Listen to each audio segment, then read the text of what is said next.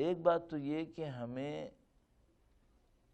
اب پتہ نہیں شیطان کی طرف سے یا پتہ نہیں کس کی طرف سے ایک گمان نے پکڑا ہوا ہے کہ ہم صحیح ہیں، جس کو ہم لوگ عربی میں، فارسی میں، اردو میں بھی، لٹرل اردو میں زعم کہتے ہیں، گمان۔ ایک ٹائپ کا اندھیرا نشہ اپنے اوپر چھا گیا ہے کہ ہم صحیح ہیں۔ اچھا، جب کوئی بیمار یہ سوچنے لگے کہ میں فرسٹ کلاس صحت مند ہوں تو وہ علاج کیوں کرے گا؟ کیوں علاج کرے؟ تو اس دنیا کے دھوکوں میں سے ایک دھوکہ یہ ہے کہ انسان یہاں پہ زندگی گزارتے ہیں، یہاں کہ وہ ویڈیو گیمز کے ٹائپ کی جیتیں، جیت کر اپنے آپ کو مطمئن کرتے رہتے ہیں کہ یہی تھا جس کے لیے آئے تھے، جبکہ سب کو معلوم ہے جس نے اس مسئلے پہ کوشش کی ہے کہ یہ وہ نہیں ہے جس کے لیے آئے تھے، آئے کسی اور کام کے لیے تھے۔ یہ ایک سائٹ کا معاملہ تھا جس کو ہم نے اپنے سر پہ چڑھا لیا۔ ایک عجیب فرمان ہے، مولا امیر المومنین کا درود بھیجے گا، محمد و آل محمد۔ انسان کی زندگی میں دو بڑے سوال ہیں اس وقت،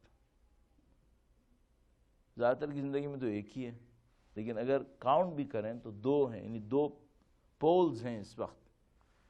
ایک وہ گروپ ہے جس کا پرائم آبجیکٹو اصلاح نفس ہے، تزکیہ نفس ہے، یہی جو ڈسکشن میں نے آپ سے عرض کیا، یہ خدا کی طرف سے ہے۔ قد افلح من زکاہا وقد خاب من دساہا، قد افلح من زکاہا میں یہ سارا مفہوم چھپا ہوا ہے۔ دوسرا ایک اور گروپ ہے انسانوں کا جو obvious میجورٹی ہے، اس کے پاس پرائم آبجیکٹو معاش ہے، معیشت ہے، اور اس معاش اور معیشت کا اچھا لفظ روزی ہے، تو اس کا پرائم آبجیکٹو روزی روزگار ہے، اس کا پرائم آبجیکٹو تزکیہ نفس نہیں ہے۔ تو ہمارے پاس دو پول ہو گئے، ایک وہ پول ہے جس کا جو obvious مائنورٹی ہے، بہت کم لوگ ہیں جن کا پرائم آبجیکٹو تزکیہ نفس ہے، اور یہ وہ ہے جس کے اوپر قرآن کریم نے اصرار کیا، فلاں فلاں یہ سب چیزیں۔ ایک وہ ہے جس کا پرائم آبجیکٹو معاش ہے، معیشت، روزی روزگار، جس کو میں نے عرض کیا۔ اچھا، اب مولا کے سامنے یہ دونوں انسان موجود ہیں۔ جب امام خطبات ارشاد فرما رہے ہیں تو ان کے سامنے دونوں ٹائپ کے لوگ بیٹھے ہوئے ہیں۔ مثلا ان کے سامنے حضرت سلمان فارسی جیسے لوگ بیٹھے ہیں، حضرت ابو ذر غفاری جیسے لوگ بیٹھے ہیں، حضرت مقداد جیسے لوگ بیٹھے ہیں۔ ان کا پرائم آبجیکٹو سوائے تزکیہ نفس کے کچھ نہیں ہے، قربت اللہ، قربت خدا، ان کے سوا ان کا کوئی آبجیکٹو نہیں ہے۔ امام کے سامنے یہ گروپ بیٹھا ہوا ہے۔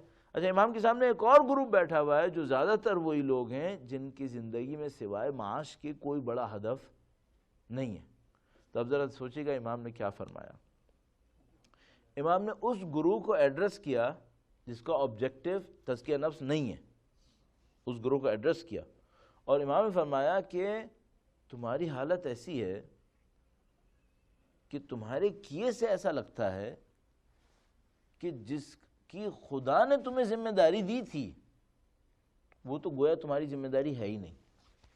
تو خدا نے کیا ذمہ داری دی تھی؟ تزکیہ نفس۔ تو امام فرما رہے ہیں تمہاری حالت دیکھ کے لگتا ہے کہ جس کی خدا نے تمہیں ذمہ داری دی تھی اس کے تو گویا تم ذمہ دار ہو ہی نہیں، اور یہ لگتا ہے کہ جس کا خدا نے وعدہ کیا تھا اس کی ذمہ داری تمہارے اوپر آ گئی ہے۔ اچھا، خدا نے کس کا وعدہ کیا تھا؟ رزق کا۔ تو امام نے کہا کہ تمہاری حالت دیکھ کے یہ لگتا ہے کہ جس کی خدا نے ذمہ داری دی تھی وہ تو تم پہ آئی نہیں شاید سے، اور جس کا خدا نے تم سے کہا تھا کہ اس کا وعدہ میں نے لیا ہوا ہے، یہ تمہاری ذمہ داری میں نہیں آ رہا ہے، گویا اس کی ذمہ داری تمہارے ہی سر پہ آ گئی ہے۔ تو امام فرما رہے ہیں کہاں جا رہے ہو تم لوگ؟ اچھا، یہ جو امامت کے کلمات میں جو بہت بڑا ایک کمال ہے وہ یہ کہ یہ یونیورسل ہوتے ہیں۔ یہ کوفہ کی گلی میں کہے گئے ہوں گے لیکن نیو یارک میں بھی ایسے ہی امپلیمنٹ ہو جائیں گے بغیر کسی مشکل کے۔ تو آئی ای سی میں امپلیمنٹ ہوں گے یا نہیں ہوں گے؟ ہیوسٹن میں ہوں گے، ہاں یہاں پہ بھی ہو جائیں گے۔ اعزائے محترم، بس میں آپ کو اور زحمت نہ دوں، میں نے بہت زیادہ عرض کر دیا اس کے اوپر۔ اپنی زندگی میں آپ ماشاءاللہ پڑھے لکھے لوگ ہیں، آپ میں سے اکثر لوگ پلاننگ کرنا جانتے ہیں، اس کو پلان کر لیں کہ زندگی گزر کس کام پہ رہی ہے، آبجیکٹو کیا ہے لائف کا. اور یہ جو دنیا کا دھوکہ ہے ہمارے سامنے کہ دنیا کے لیے زندگی گزرنی ہے، یہ سوائے دھوکے کے کچھ نہیں ہے. آپ کو اور مجھے بھی بہت اچھی طرح پتہ ہے کہ یہ دھوکہ ہے. اللہ انشاءاللہ محفوظ فرمائے گا. درود بھیجے گا محمد و آل محمد.